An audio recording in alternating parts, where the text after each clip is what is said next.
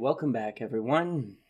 So, this is probably going to be a two-part video because of the amount of information that I have to go through.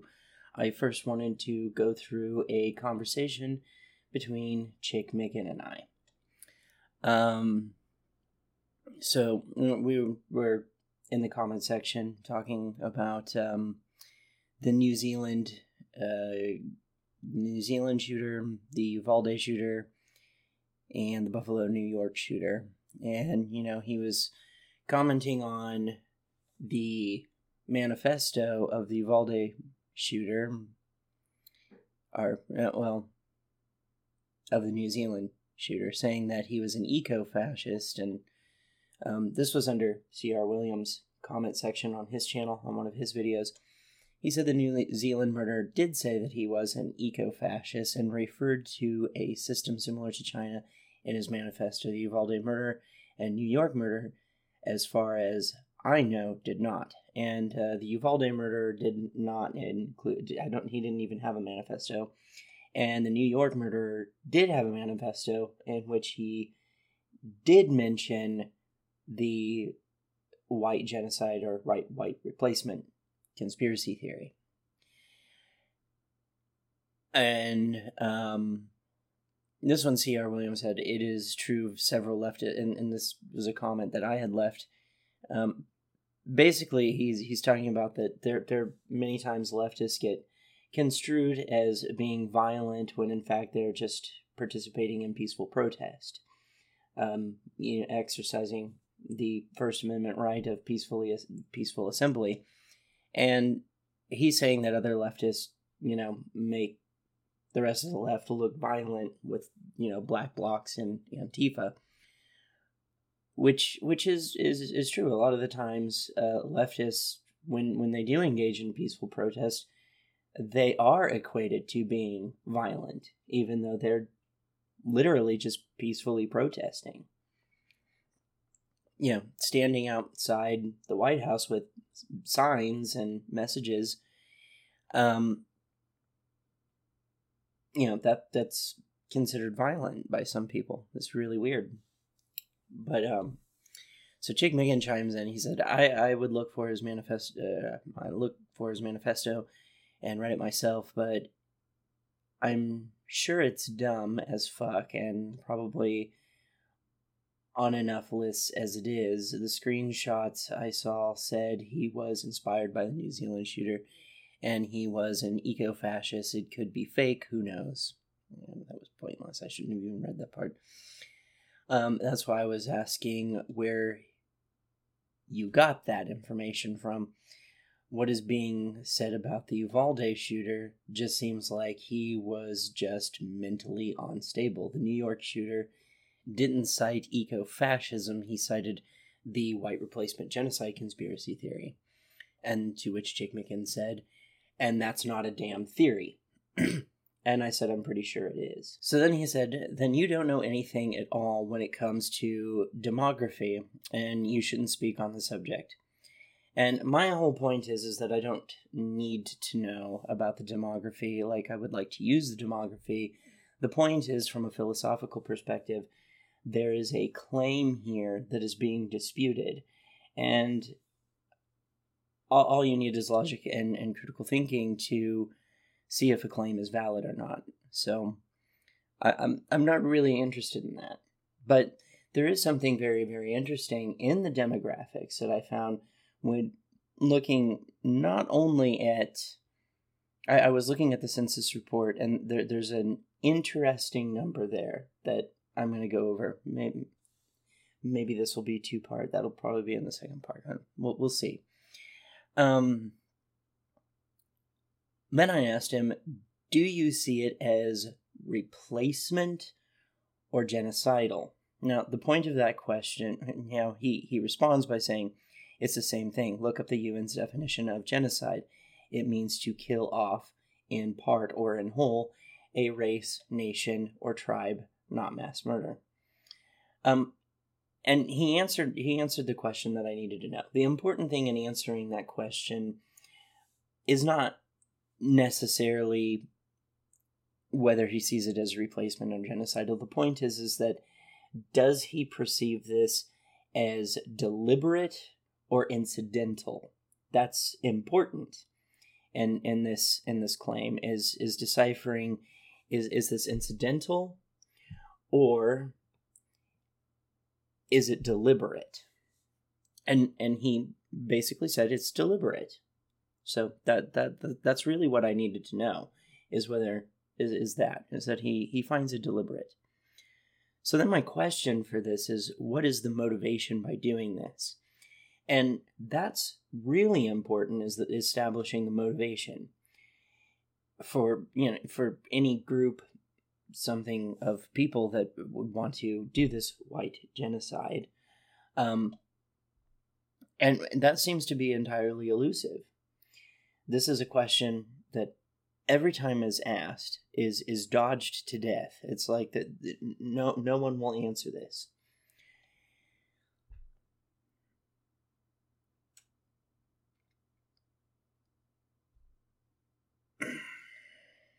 And he says, what is your motivation for supporting mass immigration and the destruction of the nuclear family?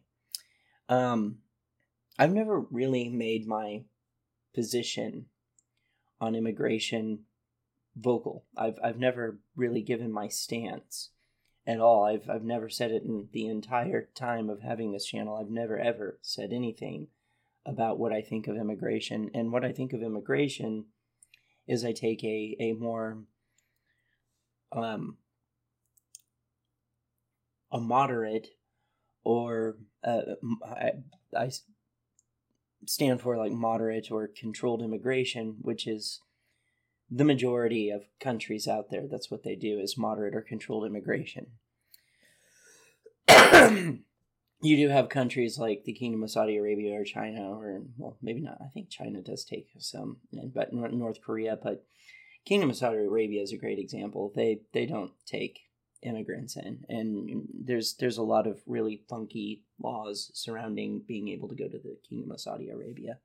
Like you if you go there, you should, especially as a homosexual atheist, you need to be invited and have some kind of protection. But majority of countries have like a moderate or controlled immigration.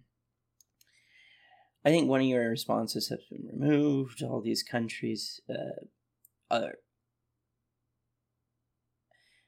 He made a comment, and it doesn't show up, but he said that there are countries that do, there are cultures or whatever that seek to destroy us. And that's a true statement. There are groups out there that would like to see the United States destroyed. So that is a true statement, but it is not the issue we're currently facing in the U.S. And I asked him how he defines our. Is our defined as whites or U.S. citizens? And I have a feeling Chick Micken doesn't care if they're a U.S. citizen or not. I think if they are not white, he does not consider them a U.S. citizen, even if they are. But I laughed when he posted that, because I've never really vocalized my position on immigration. And here he is making an assumption about it. Doesn't even say, like, I assume, or I would be willing to bet, or something like that. No, just assumes. And I said, so why do you think I support mass immigration? The nuclear family is a lie and a fairy tale. And it is. I mean, going back to the 1950s, this whole fairy tale-esque, the woman stays at home, and nobody ever commits adultery, everything is fine, there's no violence. Well, there's a lot of domestic violence that happened back then. Not everything was fine, and there was lots of adultery. And in fact, the whole nuclear family was, my dad's generation was a part of this. The whole 60s rebellion, one of the reasons why they rebelled in the 60s, why the hippies did what they did, is because what they were seeing portrayed about society and this nuclear family was not reflected in the actual reality. that was around them. You know, this whole fairy tale fantasy land that they would see in movies and media and whatnot did not reflect the actual reality that was in front of them. That was not what was actually happening. He says that my comment was removed. I didn't see that was removed. Okay. Told him I can see my comment. I told him, this is where I explained to him, I don't have much of a stance on immigration and have never voiced or put forward my stance. I don't think it is very rational to advocate for mass immigration. And you can't just, I understand that territories is something that we make up. They don't actually exist. They exist in our mind. But the way that our system is structured economically, you can't just, say, okay, open the floodgates, let them in. That would be very, very, very bad, speaking like for resource-wise, economically, monetary value, whatnot. The way our system is set up, you can't just do that. The most logical and highly practiced form of immigration is moderate or controlled immigration, which is pretty much what every country does. Not all. As I said, there are examples like the Kingdom of Saudi Arabia and North Korea. But most, the majority, have a form of controlled immigration. Like even African countries. You could be an immigrant there. But it's controlled. You have to apply. You have to have a visa, a green card, etc. Then he asks, how many immigrants should the U.S. take in a year? That's a question I ask a lot of people. If they don't have an answer, I don't take them seriously. Now this particular argument comes in multiple forms. I've been seeing this more and more by conservative people. They don't always ask this question, but this is sort of a really cute I gotcha. And it's not an argument that I really take very seriously. And I'll explain why in a moment. I respond to him about that. But he says if they don't have the answer, I don't take them seriously. And I don't think they should be involved in politics. Interesting. And again, I keep pointing out I focus predominantly on philosophies, not necessarily politics, but I said I'm not interested in the politics. I'm interested in the position of the claim that someone or something is trying to eradicate white people. And let me be very clear that if we're talking about genocide, it doesn't matter what group is trying to do that. It doesn't matter if it's black trying to genocide white people, if it's black people trying to genocide Hispanic Latino, if it's Hispanic Latino trying to genocide blacks, if it's Hispanic Latino trying to genocide whites. It doesn't matter. No matter what. Genocide is never acceptable. It's always an ethical and moral wrong. There's no excuse, no reason to do that. It's just a moral and ethical wrong. We don't genocide. We don't do that. That's bad.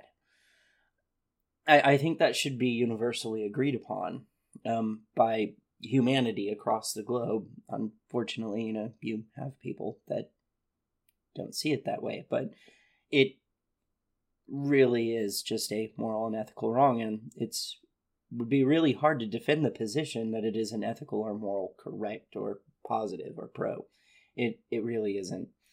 The people, group, or thing that is trying to do this seems to be elusive and ambiguous and changes. Is it the government, the Jewish, the Islamic, black people, the leftists? It seems it really depends on who you talk to, what the answer is. An ambiguous argument is not a very rational one, especially when so many people prescribe to it and they cannot completely define it, either with a level of consistency.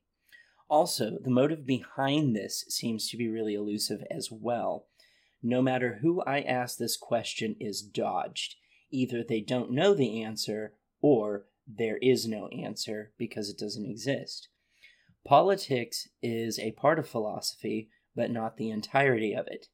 What seems lost here is the notion of logic and critical thinking, of a deductively sound argument on sound or inductive reasoning. If I were to give you a number to immigration, I would have to look at our population numbers, our economy, and how well it's doing or not doing. I would have to look at laws and legislation and basically take on the role of a lawyer to see what fits and what doesn't.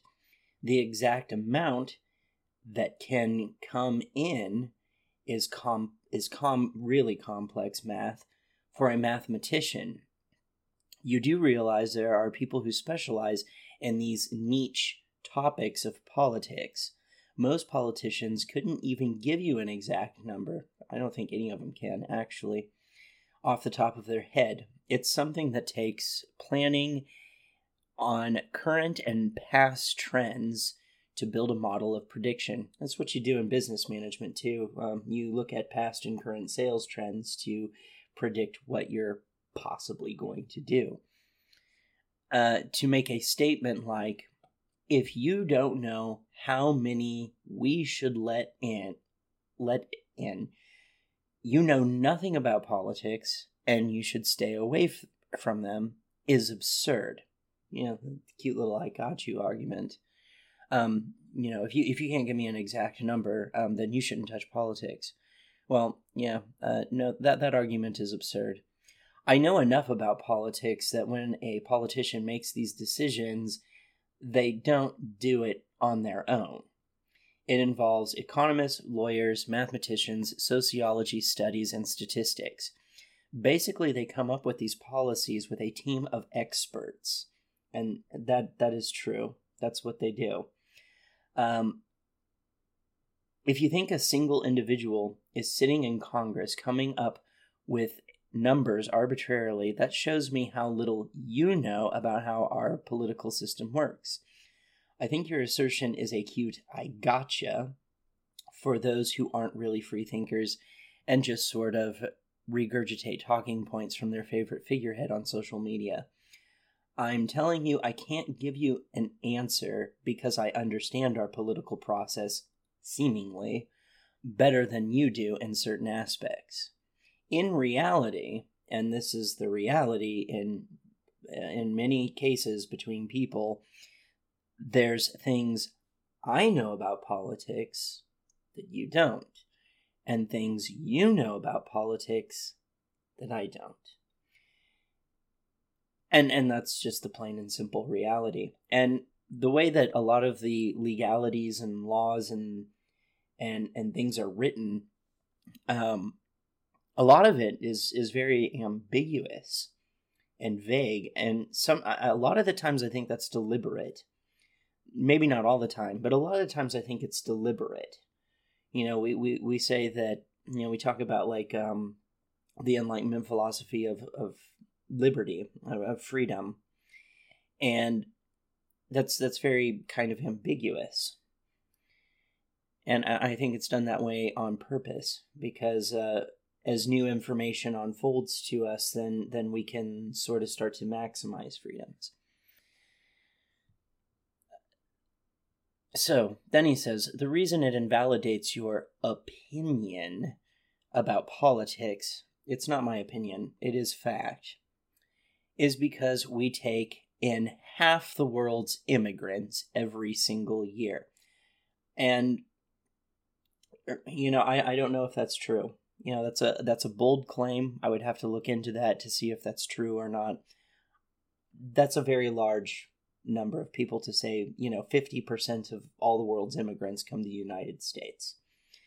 I don't think everyone in the world wants to come to the United States. That I think that would be a very large amount of people. That would be insane. Every single year, and you don't have a position on that. I told him my position. I'm for moderate and controlled immigration. You don't know if we should take in more or less, and it's important. It's the most important issue facing our nation. That is subjective. To say that is the most important issue facing the nation is a subjective. That's a subjective stance. Not everyone feels that way. That's certainly the most important issue to many people, but not 100% of the population think that that is the most important issue facing or addressing our nation's problems. 10,000 a year sounds like a lot to some people. It used to be a lot. Well, the population size of the world has increased, so 10,000 is really very, very small nowadays. 200,000 is too many, according to most people. That's a very ambiguous statement. According to most people, I don't know who most people are. I don't know what they're thinking either. We take in between 2 to 3 million now. I would say 2 to 3 million is very excessive. I don't know if that's healthy. That's a lot. However, I will say that the United States population is very, very large. And if we took in 3 million people, being how large the population of the United States is, especially in bigger cities, you wouldn't even notice this. The city that I live in, there's already more than 3 million people that live in the city I live in. So 3 extra million is hardly anything to bat an eye at. I need to stop saying, I don't know why I'm doing that this video. I was doing really, really well for a long time. Now it's just, I'll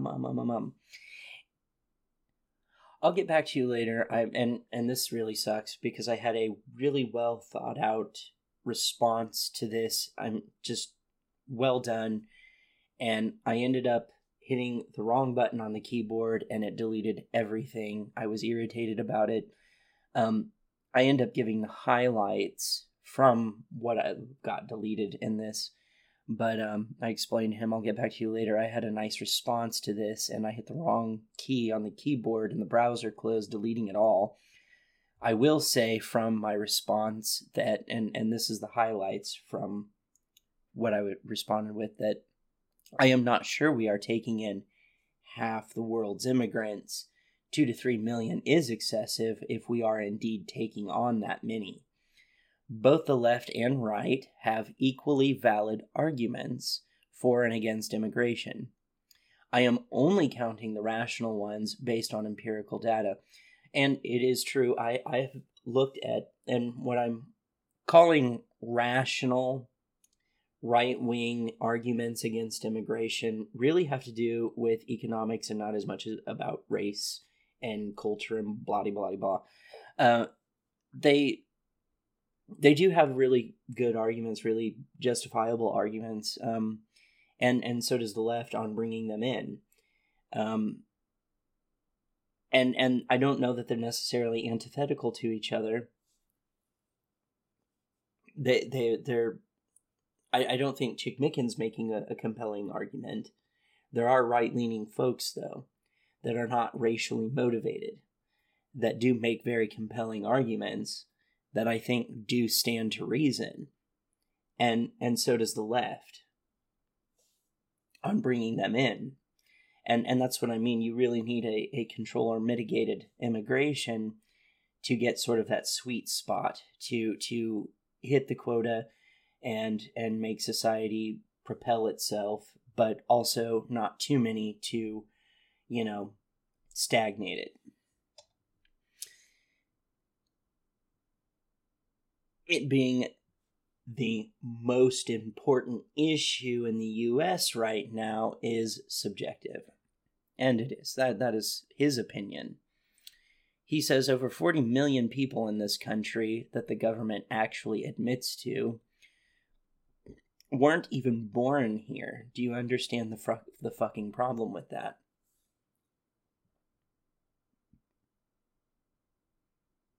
I'm supposing he's probably referring to some cultural myth. I mean,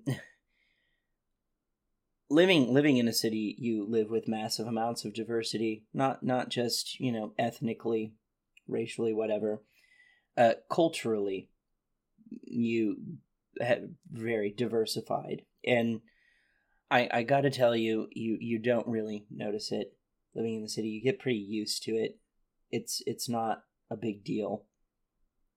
So 40 million people really isn't that large of amount of number, especially in comparison to the overall population of the United States. It's actually really small. So I respond, if we are being quote-unquote ethnically cleansed, then yes, that is a problem. That's not what's in question, though. What's in question is, are we actually being ethnically cleansed? This is your belief, not mine, and have yet to see any compelling evidence to support that claim. Ethnic cleansing, as you put it, or genocide, is a ethical and moral wrong, no matter what the excuse is. I find it ironic that many who claim this traitor position are often fascinated by genocide themselves. So it's okay when, the white supremacist types, it's okay when they're fascinated with genocide, but when another group does it, well, that's not okay. I don't think it's okay for anyone to. Really, it seems to be brought about by a fictitious sort of boogeyman or fear-mongering. And when I say fear-mongering, I do mean a fear that is irrational and unneeded, not something that actually poses a legitimate threat to oneself or group of people. Why do you think there is enough animosity towards white people that we are actually going to be on the receiving end of genocide? Why is it most people who think this are people...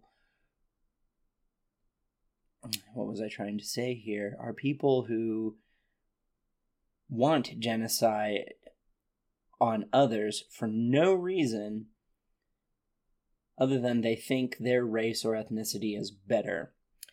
Why do you assume I hold positions I do not? And then he says this, he says, he put in quotations, "Oh, you're the bad guy if you do anything about your own genocide, because that means you support genocide yourself and you're a hypocrite."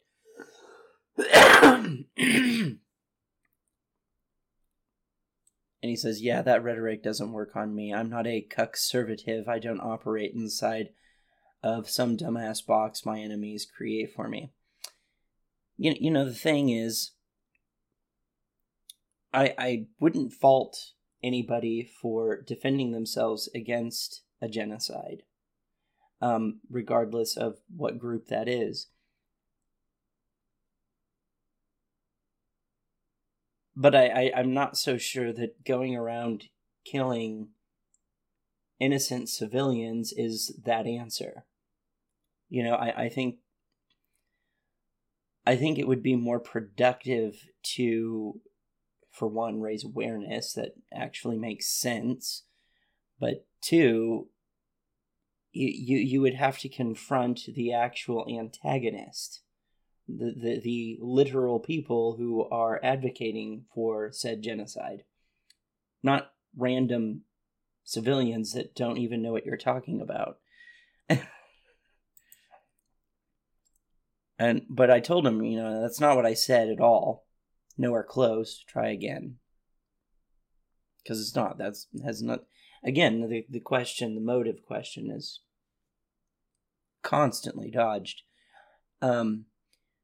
I said to him, maybe you are wrong, and maybe we will breed out of existence, but not from genocide. Maybe we will eventually level out in skin tone. I don't see that as genocide. That is just evolution and adaptation.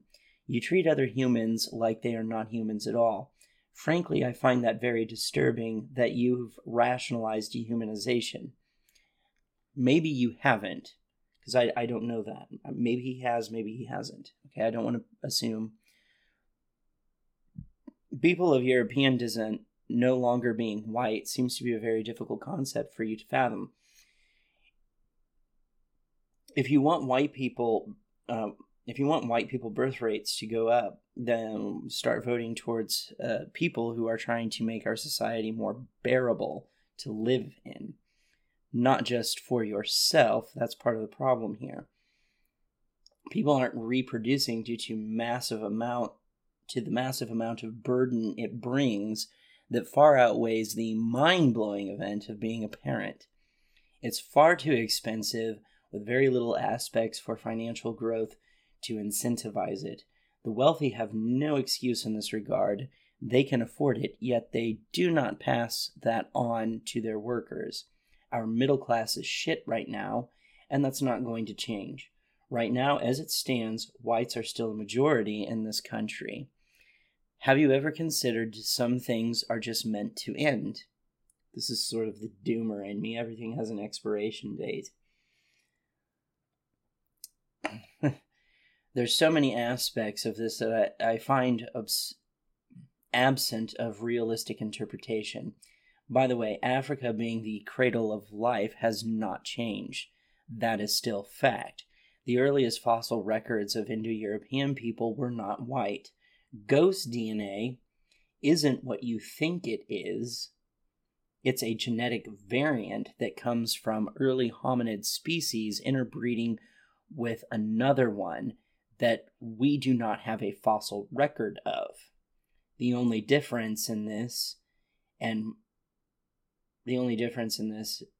whites and Asians having Neanderthal is that we have fossil records for them. So what I'm talking about there, Chick McGinn at one point brought up ghost DNA and said that West African people had a genetic variant that no one else had in the world. What they're referring to by the ghost DNA is that there was a hominid species, a trace of a hominid species that Homo sapiens interbred with, that we have no fossil record for. Now, there's other hominid species that we also interbred with that we have fossil records for. Apparently, Neanderthals are not the only one. Neanderthal DNA is found in Caucasian people and Asian people predominantly. But there are other hominid species that we interbred with that sort of made their way out the Darwinian door. But we have fossil records for them. All they're saying is these West African people have a genetic marker in them of another hominid species, and they're calling it ghost DNA because we have no fossil record of this hominid species. But we're pretty certain it's a hominid species. Neanderthal and the ghost hominid are not the only hominids humans have interbred with. Still, there's only a 0.1% genetic variance, and I keep getting that wrong. I keep saying 0.01, it is 0.1% genetic variance between any two given humans, meaning we have a 99.9% genetic commonality. Very low genetic diversity or variance. Asian people have the highest population in the world. Does that bother you?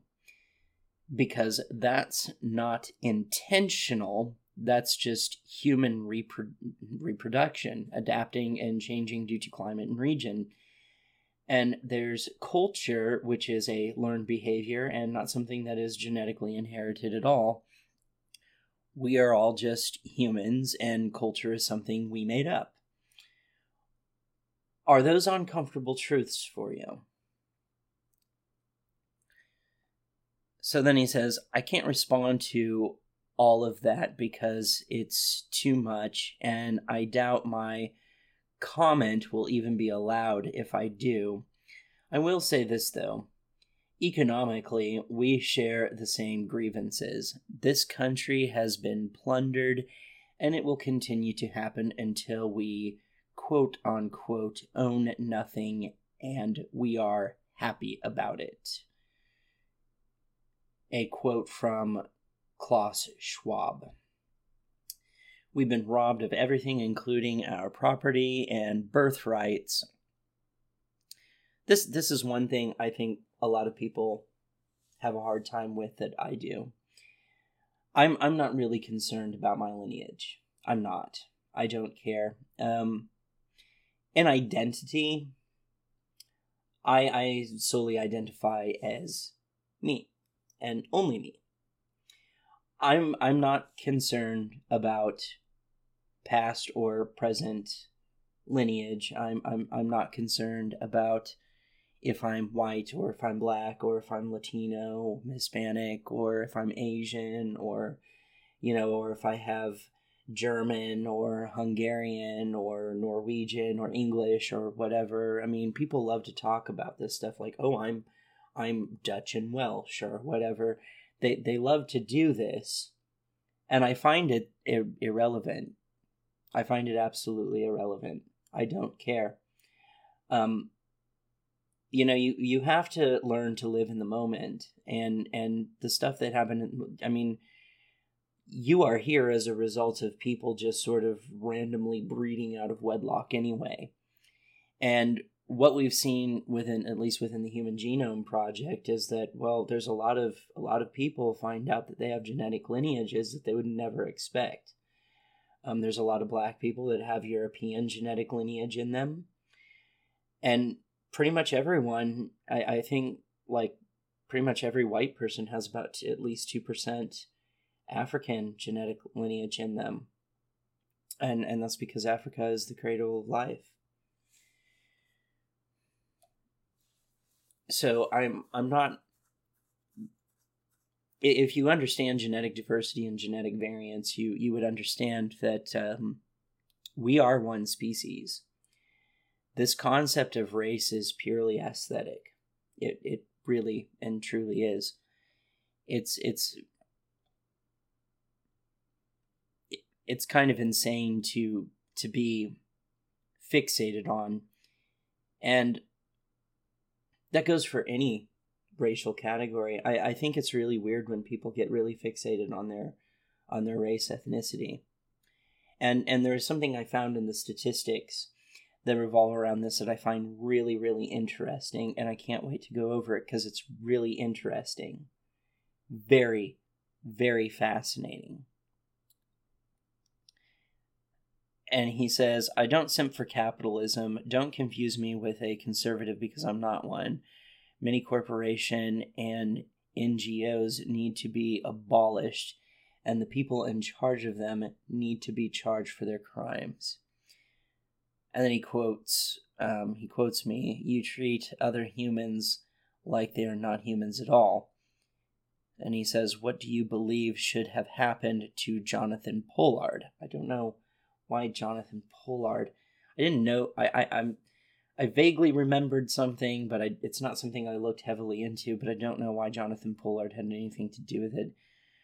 And I told him I had to look him up and read what he did. I vaguely remember Trump pardoning someone, but I didn't ever read into it. It looks like he did some major security violations, putting the U.S. in harm's way.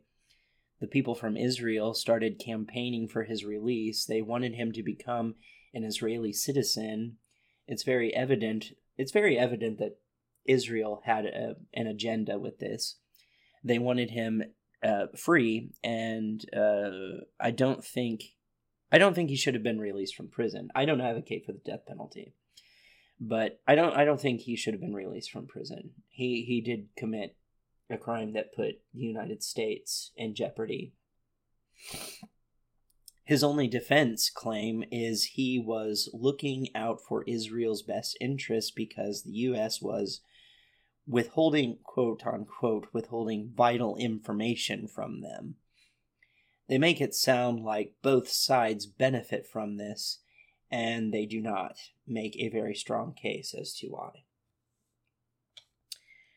So, yeah, I think this is going to be 2 videos. So that concludes this one. And the next one, I'm going to go over the statistics. And like I said, in the statistics, I found something very interesting. And why the white race will not be a minority. I will follow up and say that I don't really care. And one thing that I keep trying to emphasize is that, like, if you're that worried, if you're that concerned, interracially breed. Because, I mean, I don't know why you care what skin color your offspring has, but if the goal of the biological organism is to see its genetic lineage passed on through the generations, the centuries, whatever, then interracially breed, because they're still going to have your genetic lineage. It's still going to be there. Their skin tone won't be white, but I don't know why that's relevant. I don't know why you care so much about skin tone. I really don't know why you care. I don't know why anyone cares. It's so superficial and meaningless. I really think the idea of race needs to be obliterated, and I almost kind of wonder if this is about culture, preserving the American culture, then wouldn't it be more evident or more important from a philosophical standpoint, not the color of the person, the ethnicity or race or whatever. From a philosophical standpoint, wouldn't it be more important that they adopt the American culture? If that's what we're talking about preserving, is the American culture, then isn't that the most important thing, that anybody that is an immigrant and becomes their offspring becomes U.S. citizens? Isn't that the important aspect, is that the culture is maintained? Because culture is not genetic. It's learned. If I was born in Britain, I would probably carry a British culture overtone. You know, culturally speaking, you know, I do carry Western ideas and carry the notion of United States culture, cultural things, and well, that's because I was raised in it. But I don't tie my personal identity to United States culture, or any culture for that matter. You know, I could go to India and be fascinated by their culture and shroud myself in that. Some people do things like that. You can change which culture you identify with, but I don't think that's the sum of your identity.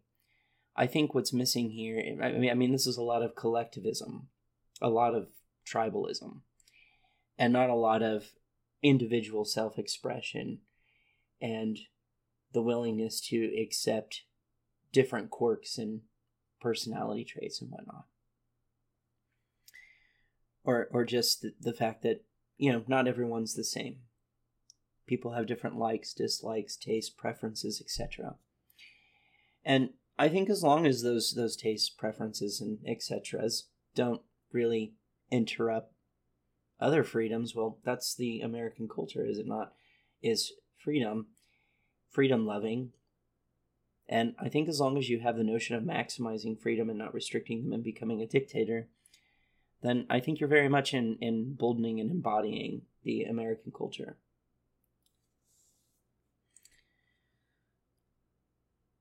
So philosophically, if culture is what you're trying to protect, then race, ethnicity is not your concern. Your concern is whether or not the people respect things like secularism and the Age of Enlightenment and reason. So I'm gonna wrap this one up. Like, share, subscribe, comment, hit the bell button, blah blah blah. I'm going to make a second one of a second with the demography, and I'll show you why the white race is not going to become a minority. With that, I'm out.